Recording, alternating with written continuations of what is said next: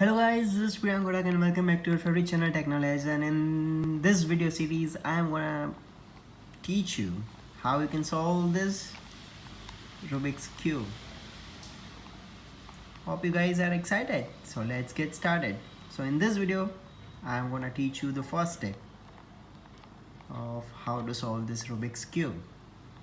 Right, so first of all you need to find out this one yellow box, and always the white box will be on the opposite side.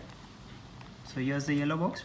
What you need to do is you need white boxes over here at the four sides, over here, here, here and here. No matter how you do that, just you need all there. So here is the first and two.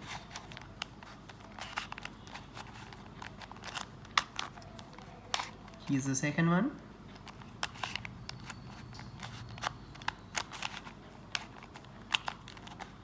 Here's the third one. And yeah, here's the fourth one.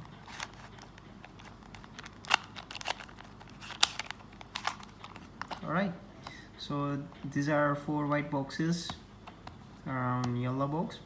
Now what you need to do is just here the first color is green, so here you need also green, the same color as first one, and then near to white, red, red, orange. Now second one I want orange over there. Alright, so orange, orange,